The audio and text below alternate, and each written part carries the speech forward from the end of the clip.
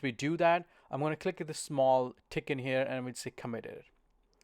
Once we do that, the changes are now committed. All right, so does that mean we can see our changes in code base? If we go in here, if I say refresh this page,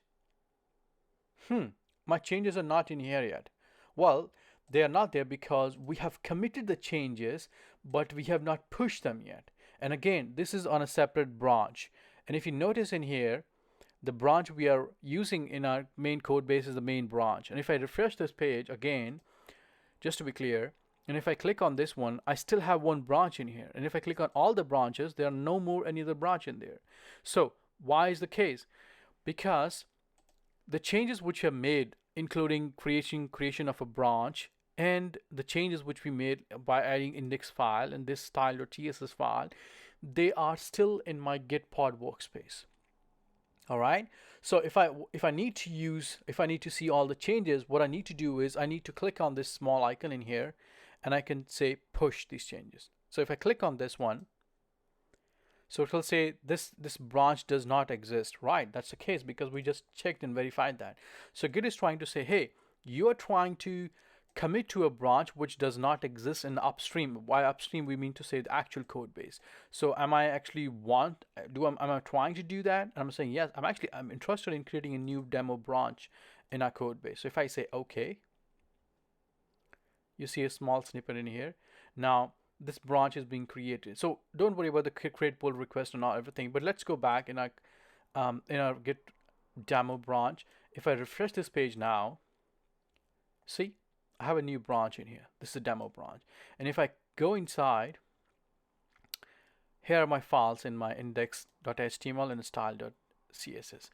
And notice this branch is a demo branch in here. But if I click on this one and if I choose my main branch,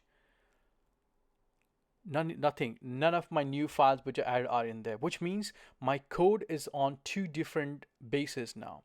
If I want to keep on working on my original branch, which is like unaffected branch, I can make changes in here, or I can keep it like a production ready kind of a thing.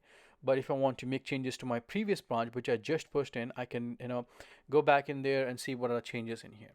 I'll talk about the create pull request in a minute, but let's go back in our Visual Studio Code in here, and notice that the branch name that we have in here is different. So if I go in here and if I say new file in here, and let's call it another.html,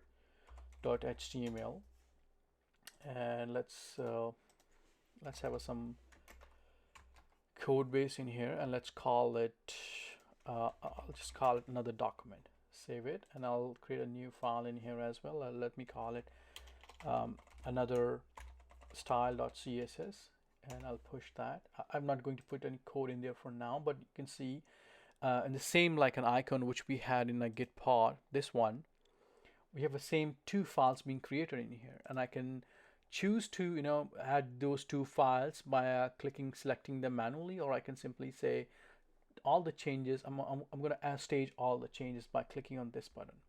But I want to introduce you to the concept of command line as well. So if you are somebody like me and you deal with a lot of command line interface, or if you're trying to learn command line interface, then what you'll do is you will press Control and Tilt.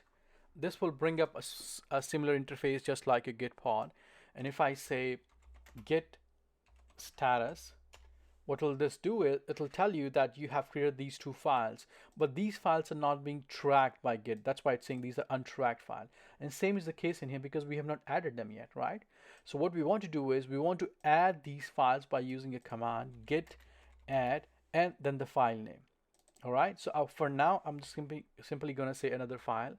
If I do that, press enter, and if I say git status again, see, it says now there's one file which is already being added, but there's another file which is still being untracked. Okay, and if you see on the right side in here on the top, you say one file has been staged, but the other file is still in the changes, and that's not been staged yet. Okay, now I want to add another file as well. So let me just click, select the file name. That's another style, and if I do that, if I go back, notice that the stage file have both the files added to the stage changes. Now, next thing I want to do is remember we did commit, we have to put a message in here. Same as with the command line. I want to say git, and I want to say commit, and I want to this A is for the added to the stage, but we have only stages. I can remove that.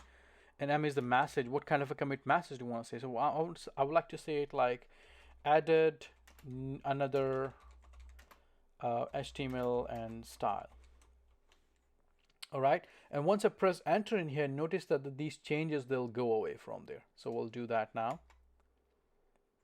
All right, once I do that, notice the changes have gone from there.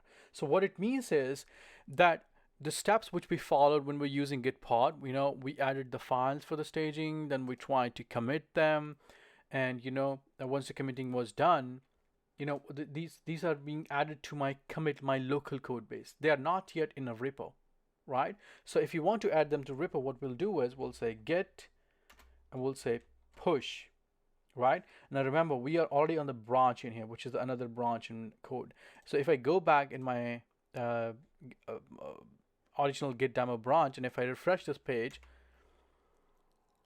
and if I go back to all the branches, see, we don't have any other branch in here. We have a main branch and we have a demo branch. So if I come back in here on my VS Code on the right side, and if I say git push, so I need to set the upstream branch, so because we don't have the right branch up there in the Git repo. So we need to say git push set upstream branch origin and then the branch name. So I'll copy that, I'll paste in here and push it. All right, so there we